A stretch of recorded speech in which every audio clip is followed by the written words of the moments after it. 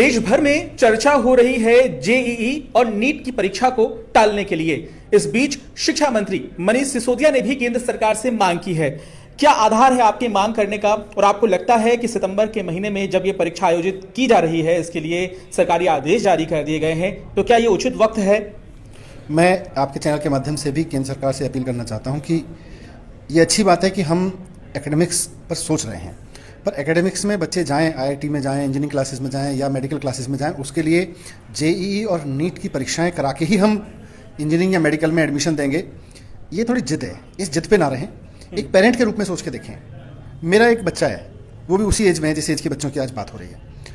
आज दिल्ली में आप 1000 लोगों का टेस्ट करिए, 70 लोग, 80 लोग, 60 लोग रोज़ाना पॉजिटिव आ रहे हैं। मतलब 6% 7% लोग रोज़ाना पॉजिटिव आ रहे हैं। आप कह रहे हो हम बच्चों को स्कूल में बुलाएंगे, कॉलेज में बुलाएंगे, उनके एग्जामिनेशन सेंटर पे बुलाएंगे।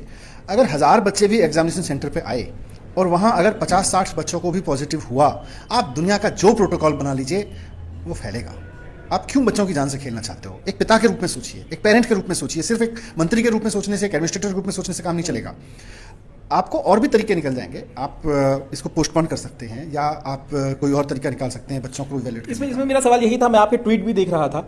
शिक्षा मंत्री होने के नाते आप लगातार अभिभावकों से बात भी करते रहते हैं, आपने पेरेंट्स से बातचीत की, दिल्ली में भी स्कूल खुलने चाहिए या नहीं खुलने चाहिए, इसे भी लेकर आप चर्चा करते रहते हैं। एग्जाम जो होने हैं, इसे लेकर आपके पास क्या सरकार के लिए उपाय है? आप क्या केंद्र सरकार को सलाह देना चाहेंगे?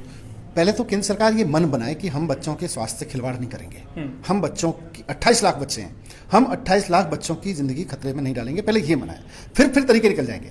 अभी तो वो जिद पड़े हुए हैं कि नहीं हमें तो एग्जाम कराना है, वो ठीक नहीं है। केंद्र सरकार को मानना पड़ेगा कि 28 लाख बच्चों को केंद्र में लाना इस कोरोना के समय पे, दिल्ली में तो फिर भी हालत कंट्रोल में है, जहाँ 20-20, 25% कोरोना के केस आ रहे हैं टेस्ट करने पे, जहाँ पे रात को लॉकडाउन करना पड़ रहा है, कहीं सैटरडे संडे लॉकडाउन करना पड़ रहा है, कहीं बाढ़ है। उनका क्या करोगे आप यार? आपको ये सारा सिस्टम देश के लोगों के लिए है या देश के लोग सिस्टम में झोंकने के लिए हैं? आप इन 28 लाख बच्चों को सिस्टम में मत झोंकिए। सिस्टम बदलना है तो बदलिए। यही सरकार का काम है कि अगर सिस्टम को बदलने का मौका आए, जरूरत पड़े तो सिस्टम बदलने के लिए सरकार को तैयार रहना चाहिए। आज केंद्र सरकार सिस्टम बदलने को तैयार नहीं है। मैं ये नहीं कहता कि जो मैं आइडिया दे रहा हूँ वो सर्वोपरि हो सकता है, एक्सपर्ट्स और बढ़िया आइडिया दे सकते हैं इस पर। एग्जाम कराने की जिद से अगर केंद्र सरकार बाहर आके सोचे तो मैं पहला आइडिया दे देता हूँ, और भी लोग आइडिया देंगे, जो अच्छा लगे वो कर ले। क्या आइडिया है सर? जैसे मैं बता रहा हूँ, आपने जेईई के बच्चों के लिए आपने मेंस का एग्जाम ले लिया, अभी थोड़े दिन पहले, मतलब जनवरी-फरवरी में लिया था, उसके रिजल्ट आपके पास में है, तो बच्चे की एक परफॉर्मेंस आपको पता है। उसके पहले बच्चे ने 12वीं में उन सब्जेक्ट्स में परफॉर्म किया है जिन पे आप सब्जेक्ट चेक करते हो, 11th में भी किया है। आप 11th 12th के मार्क्स जो कि मेन परीक्षाएं आप मानते हो, और जेईई मेंस की परीक्षा, तीनों परीक्षाओं के आधार पर कोई एल्गोरिथम बनाइए, आपको एक्सपर्ट सलाह दे देंगे। उसके बेस पे बच्चे का टैलेंट देख लीजिए, और जो बच्चा परफॉर्मिंग दिखा है पिछले 3 साल में अपने इन तीनों एग्जाम्स में, उसको ले लीजिए। ये एक तरीका हो सकता है। ऐसे और बहुत तरीके हो सकते हैं, पर आप पहले इस माइंडसेट से तो बाहर आइए कि नहीं जी हम तो परीक्षा करा के रहेंगे। ये कोई लड़ाई थोड़ी है बच्चों की सरकार की, ये बच्चे हमारे बच्चे हैं, आपके बच्चे हैं। छात्रों की लड़ाई का आप जिक्र कर रहे हैं, ये चर्चा में भी सामने आ रहा है कि जो छात्र हैं उन छात्रों से क्या केंद्र सरकार बातचीत कर रही है? क्योंकि छात्र भी अब अपनी मांगे तैयार करके एक लिस्ट बना रहे हैं और चाहते हैं कि केंद्र सरकार इन्हें सुने।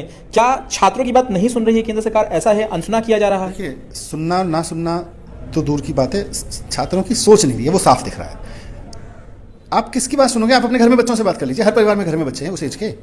आप अपने बच्चों से बात कर लीजिए कि भाई तुम रिस्क लेना चाहोगे, या अपने दिल से पूछ के देख लीजिए कि मैं अपनी बेटी या बेटे को जो अभी जेईई या नेट की परीक्षा देने वाला है, मैं उसको ऐसे सेंटर पे भेजना चाहूंगा जहां 500 और बच्चे, 1000 और बच्चे एग्जाम देने आ रहे हैं और मुझे नहीं पता उनमें से कितने कोविड पॉजिटिव हैं। मैं तो नहीं चाहूंगा, कौन चाहेगा? तो पहले एक पेरेंट होकर सोचना पड़ेगा। आप पेरेंट होकर नहीं सोचेंगे, आप एडमिनिस्ट्रेटर होकर सोचेंगे। Administrators are suppose to be tough, parents are suppose to be practical. आप पेरेंट होकर सोचिए, आपके पास समाधान निकलेंगे। और 21वीं सदी में अगर हम ये कहें कि हमारे पास में इंजीनियरिंग और मेडिकल में ले जाने के लिए केवल और केवल 3 घंटे की परीक्षा ही एकमात्र रास्ता है, तो हमसे ज्यादा अव्यवहारिक और हमसे ज्यादा दकियानुसी सोच वाला राष्ट्र कोई नहीं हो सकता। ऑनलाइन समाधान है क्या? ऑनलाइन इसका हल निकाला जा सकता है? इसलिए मैंने कहा, ये तो मैंने एक आइडिया दिया, ऑनलाइन बहुत सारे आइडियाज हो सकते हैं। आज आप एक्सपर्ट के साथ बात करिए, देश में हर चीज के एक्सपर्ट्स हैं, दुनिया में हर चीज के मॉडल हैं।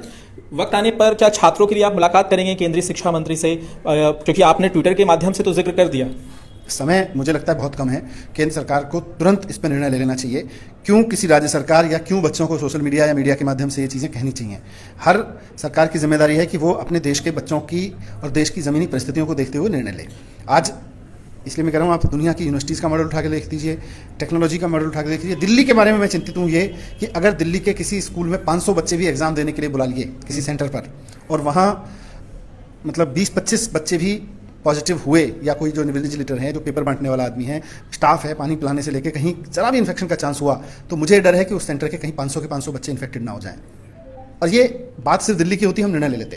ये पूरे देश की बात है। आज 28 लाख परिवार इस बात को लेकर डरे हुए हैं कि अगर हम सरकार की बात नहीं मानते हैं और बच्चों को परीक्षा लेने नहीं भेजते हैं तब हमारे बच्चों के करियर का सवाल है, और अगर हम सरकार की बात मानते हैं तो हमारे बच्चे की जान का सवाल है। एक आखिरी सवाल मेरा ये है कि सोशल मीडिया में जब आपने इसका जिक्र किया, आपने मांग की, तो उसके बाद कई तरह के सवाल भी उभरने लगे। ये भी कहा गया कि दिल्ली में बहुत सी चीज़ों को खोले जाने को लेकर भी सरकार आगे आती रही है, तो ऐसी स्थिति में एक वो फैसला और एक ये फैसला, दोनों में कहीं ना कहीं विरोधाभास नजर आता है, तो इससे आप कितना सहमत हैं?